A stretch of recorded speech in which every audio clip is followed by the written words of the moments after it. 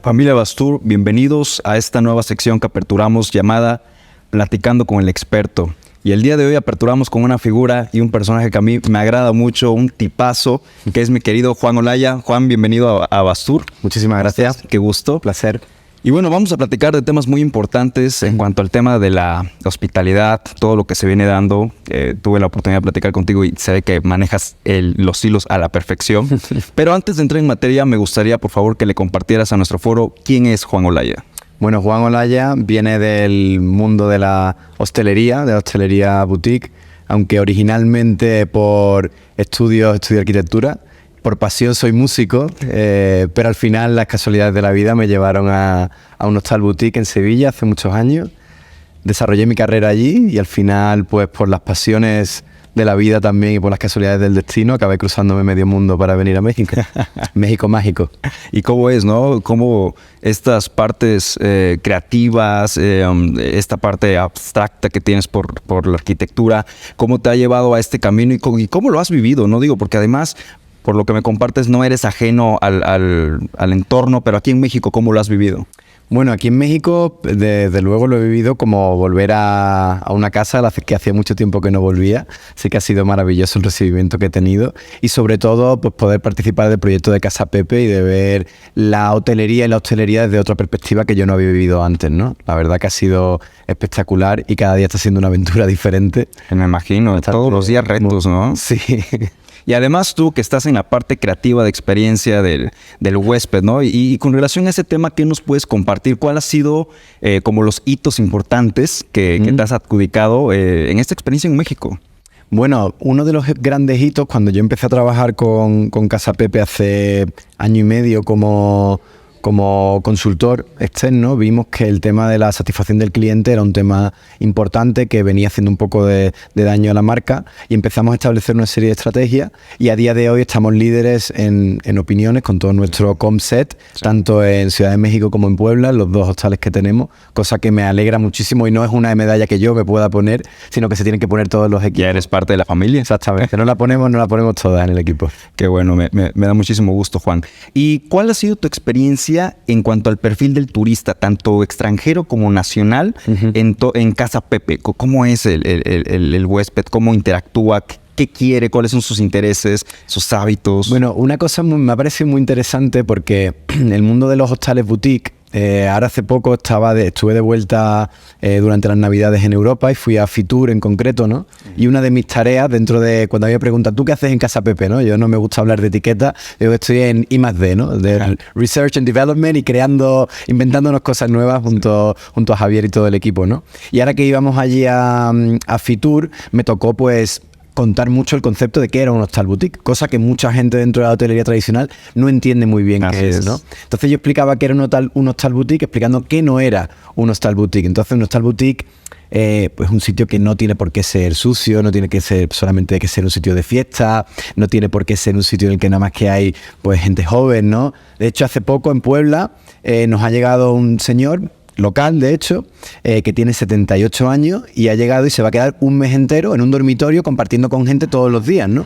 Y es ahora mismo, después de 3 semanas que lleva ya, una parte indispensable de la familia, ¿no? Y se ha generado ahí una sinergia maravillosa. Entonces, al final, igual que pueden venir unos jóvenes, ¿no?, de Estados Unidos que viajan por primera vez y por tener el país más cercano en México se hacen esa primera ruta, backpackers experimentados, gente local que viene un fin de semana a pasarlo en uno de nuestros destinos y al final todo el mundo intenta conectar un poco con la identidad mexicana, con la identidad del lugar, que es nuestro gran motor, ¿no?, dentro de Casa Pepe. Cuéntame esto último porque es muy interesante cómo ustedes transmiten esta identidad y esta experiencia de Vive México.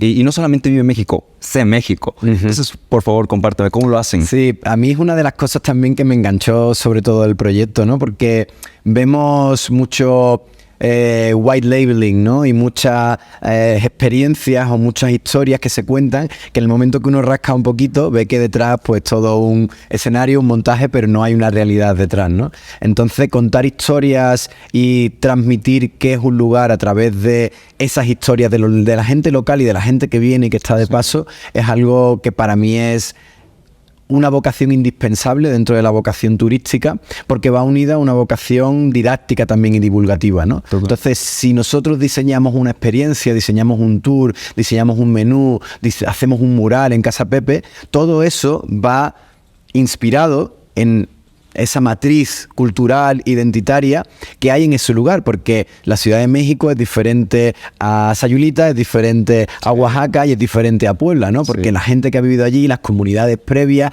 todos los periodos históricos son importantes y hay mucho donde rascar y poner en valor, ¿no? En todos ellos. No, perdón, no.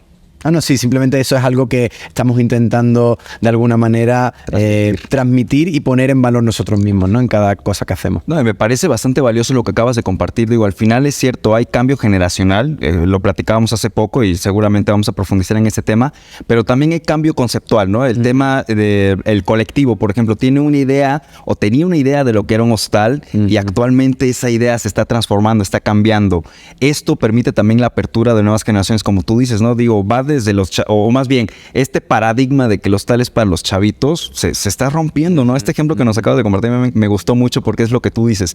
Buscan un sentido de comunidad, porque al final el espacio y en particular el tema de la experiencia de hotelería ha cambiado. Ya no solamente es voy a pasar la noche porque afuera es un lugar que voy a llegar a descansar y afuera voy a buscar todo lo demás. No, ya los hoteles se encargan de brindarte toda una experiencia integral.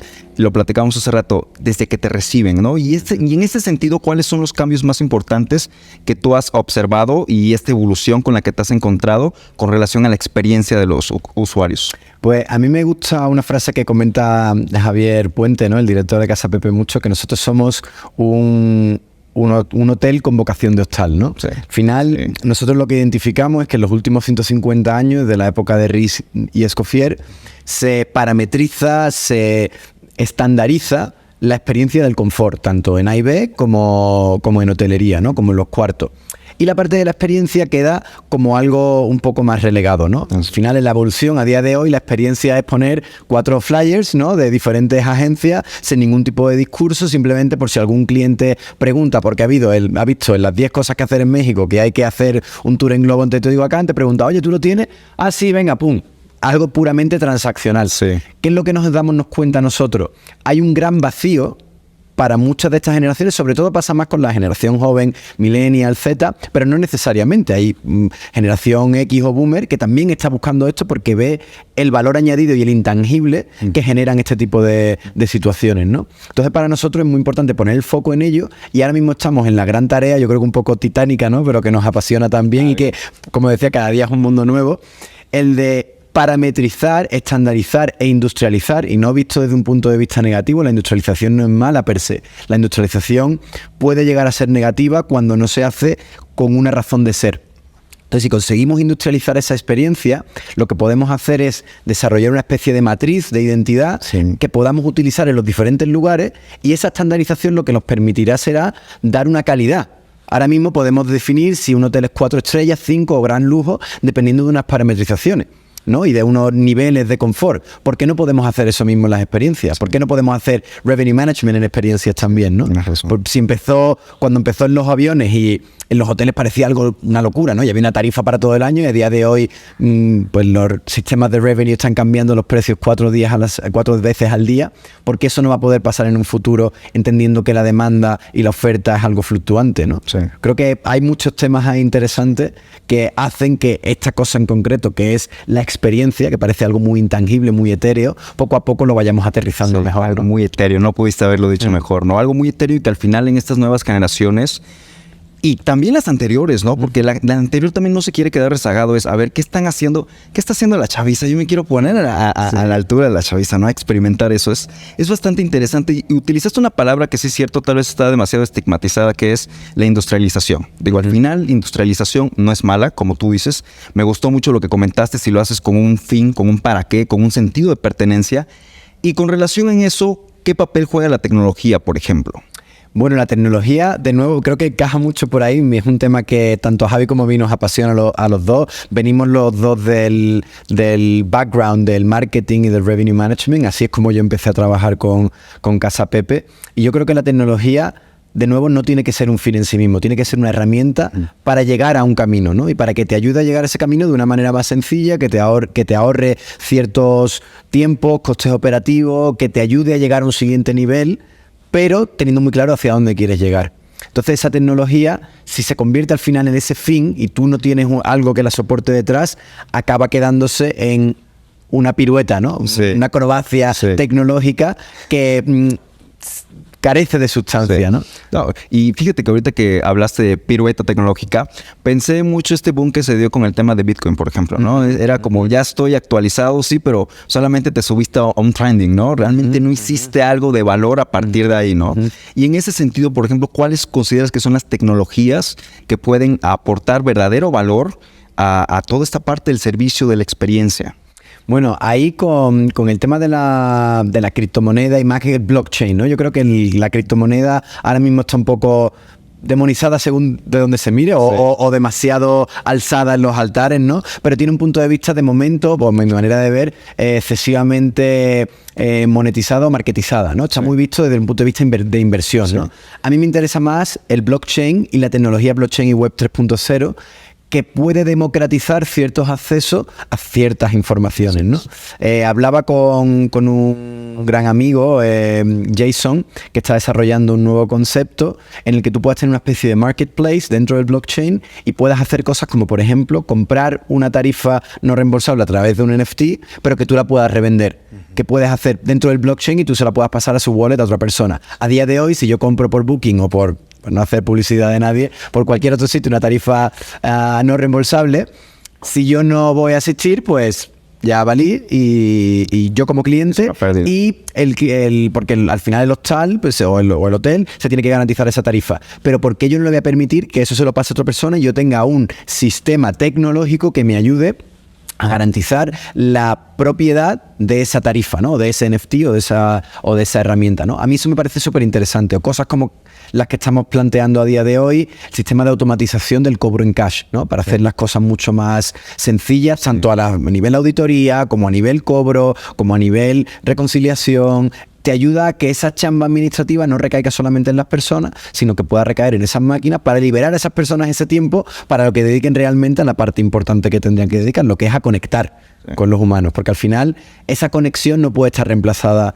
por una máquina. Así es. Y eso es lo que es súper importante que no olvidemos, ¿no? Que la máquina no va a reemplazar nunca la conexión humana. La máquina lo que nos puede hacer es liberar de tareas para que las conexiones humanas sean más significativas. Porque además hay una psicosis terrible en cuanto a ese tema de, oye, me va a venir a sustituir una máquina. No, no te va a sustituir. Va a hacer cosas que va a facilitar que sea más eficiente el servicio, pero hasta ahí, como bien lo acabas de comentar, ¿no? Y agarrándome de esto que comentaste de blockchain 3.0, o más bien de internet 3.0, ¿cómo involucrarse cuál es tu perspectiva en el tema de metaverso, por ejemplo, de estas experiencias inmersivas, de la realidad aumentada, de la realidad virtual, de la realidad mixta? ¿Cómo involucrarse? Es complejo. Yo creo que como yo estoy también un poco ahí en el límite millennial y no tanto Z, a lo mejor yo además no uso tanto redes sociales, intento estar un poco más desconectado de la parte digital. A mí me cuesta verme a mí mismo, ya estoy hablando de un nivel personal, no a nivel como veo la industria, pero me cuesta verme a mí mismo poniéndome unas gafas de realidad aumentada o de realidad virtual para ver ese gemelo virtual de un hotel o para ver todas las exploraciones que podría tener ese metaverso, ¿no? Yo creo que ahora mismo estamos en un punto en el que podemos imaginarnos los posibles caminos, pero probablemente el camino que tome esto no tenga nada que ver, como suele pasar con todo esto, ¿no? Cuando veíamos 2001 Odisea en el espacio, pues era una cosa muy diferente, ¿no? HAL 9000 era muy diferente a las inteligencias artificiales que vemos a día de hoy, pero a lo mejor algo se puede estar apuntando. Me parece interesante, creo que es una herramienta interesante. De hecho, nosotros trabajamos, que ese proyecto al final no salió a la luz, pero trabajamos con una empresa que nos hizo un gemelo digital en 3D y dentro del metaverso de nuestros Casa Pepe, pero no sé, creo que todavía está en un punto en el que la tecnología, como suele pasar siempre, va más adelantada y va más rápido, ¿no? Que la aceptación que tiene a nivel masa, ¿no? A nivel global, y no sé, me cuesta ver un poco que todo el mundo tengamos nuestras gafas en casa y que pasemos más tiempo en esas gafas que fuera, ¿no? Bueno, al menos ya van un paso adelante, ya lo tienen preparado para cuando se masifique, porque como dices, ¿no? Toda tecnología pasa por un proceso de asimilación, de entendimiento, de comprensión y ahora sí de aplicación, ¿no? Coincido totalmente contigo. Y hay un tema, mi querido Juan, que no podemos dejar pasar por alto y me gustaría que me compartieras tu perspectiva respecto a esto. El tema de la sustentabilidad. ¿Cómo están abordando el tema sustentable desde Casa Pepe y en general, cómo se involucra el tema de la sustentabilidad con la experiencia del huésped? Pues me alegra mucho que lo comentes porque es un proyecto de los que más me apasiona que tenemos ahora mismo en Casa Pepe y de los que comenzamos. Este proyecto se llama Casa Verde y tiene como una serie de patas, ¿no? Y también engancha mucho con lo que hablábamos al principio de la experiencia del huésped y qué tipo de experiencia le estamos brindando a ellos, ¿no? Sí. Entonces, ahora mismo estamos como lanzando dos ramas dentro de este proyecto que para nosotros nos parece imprescindible y yo creo que la hotelería del futuro será sustentable o no será. Eso es algo que tenemos que tener bastante claro y que a nivel gubernamental y a nivel global se están haciendo bastantes avances, ¿no? Como la Agenda 2030, pero aún así creo que estamos muy lejos de donde deberíamos estar en el día de hoy, si queremos estar en 2030 donde quisiéramos estar, ¿no? Entonces creo que el mejor ejemplo y la mejor manera de crear un efecto positivo es dando ejemplo y dando con el ejemplo. Entonces nosotros estamos lanzando este proyecto dentro de Casa Pepe que se llama Casa Verde, en el que vamos a intentar trabajar para conseguir la certificación B Corp y al final esa certificación B Corp lo que nos va a servir es para mirarnos hacia nosotros mismos y ver todas las cosas que no estamos haciendo como se deberían hacer o como podríamos hacerlas, barrer la casa bien y ponerla en orden y alinear todo este tipo de actuaciones tanto con los diferentes socios, ¿no? Con los diferentes agentes que forman parte de Casa Pepe, que son nuestros colaboradores, nuestros huéspedes, nuestros socios y nuestro medio ambiente y las comunidades cercanas, ¿no? Así es. Entonces, ¿cómo reverbera esto en acciones concretas? Una de las que estamos empezando a hacer ahora mismo dentro de Casa Verde, hemos inaugurado la tiendita que la llamamos o la boutique, que hay en cada uno de los Casa Pepe. Entonces hacemos hemos diseñado un mueble, como un espacio, un discurso, en el que trabajamos con artesanos o con productores locales, que respetamos un precio justo por su arte, porque es un tema también bastante candente, ¿no? De grandes marcas que ven a la persona que hace unos tapices maravillosos en Oaxaca y básicamente lo que hace es robarle su arte sin pagarle nada por su propiedad intelectual, ni siquiera comprarle eso y ganarse muchísimo dinero a través de eso, ¿no? Para nosotros el concepto es diferente. Esta tiendita tenemos un mapa diseñado por nosotros y estamos trabajando un poco en esta parte comunicativa para que la información que le pasamos al huésped al final sea, oye, mira, hay esta persona que se llama María José, que está en esta comunidad en Oaxaca y ella se dedica a hacer esto. Ve allí, conócela, vive esta experiencia y si le quieres comprar algo a ella directamente, cómpraselo. Si no puedes, porque en tu viaje no te puedes desviar a San Luis de Amatlán, porque al final tú te vas a otro sitio, aquí tenemos unos tapices suyos que tiene este precio, que es un precio respetando el que ella nos pide, generamos una utilidad y esa utilidad la reinvertimos en proyectos sustentables para compensar la huella de carbono. Entonces, al final, el concepto de economía circular para nosotros es importantísimo, respetando lo que veníamos hablando desde el principio, de que haya una base de información, una base divulgativa de la identidad del lugar. Porque ahí no vas a ver cualquier cosa que no tenga que ver con las comunidades o con la cultura o con el arte mexicano y de los lugares en los que se instaura cada una de esas tienditas, ¿no? Entonces al final acabas cosiendo todo ese discurso en algo que sí tenga sentido. Fíjate que, Juan, me parece bastante bello esta parte de la tienda justamente porque tiene esta función de concentrar toda la cultura y el arte en un solo punto, ¿no? Y que el huésped, el turista, pueda experimentarlo. Y no solamente se queda ahí, sino además incentivas a que visiten estas regiones, estas ciudades. Me parece maravilloso esto de la tiendita. Muchos deberían de hacer. Y me gustaría preguntarte, porque digo, sé que Javier es un apasionado de la cultura mexicana. Si para quien no lo sepa, Javier es español, pero su alma es mexicana. 100%. Ama México. Me gustaría preguntarte, antes de terminar esta entrevista, ¿cuáles son los retos que se atraviesan en torno a la experiencia del huésped? Bueno, yo creo que lo comentábamos también un poco antes, tocábamos un poco el tema, que el gran reto que nosotros vemos a día de hoy es cómo estandarizamos y procesamos todo este desarrollo de parametrización de las experiencias de los huéspedes sin perder la esencia y sin perder esa materia prima, ¿no?, que necesitamos para crear unas experiencias que tengan un sentido, por la vocación de la identidad. Hay una charla muy interesante, ahora que estuve también en Europa, fui a otro trade show, Stay Wise en Ámsterdam, y Alejandro Osorio, que es el CEO de Viajeros Hostels, que es una de las cadenas que nosotros también tenemos muy en el radar y nos gustan mucho muchas de las cosas que hacen. Él dio una charla sobre cómo crecer de una manera sustentable, tocando un poco el tema que hablábamos antes también, sin perder el alma, ¿no? Porque tampoco creo que sea cuestión de demonizar a las grandes cadenas, ni muchísimo menos. Creo que han abierto un camino del que todos podemos aprender, pero una cosa de la que se puede aprender también cómo no hacer las cosas, porque hay que tener role models para saber lo que hacer y lo que no, ¿no? Y creo que eso es lo bueno de el problema del pionero, ¿no?, del que abre el camino, es que es el que se equivoca y después le asienta el paso a los demás.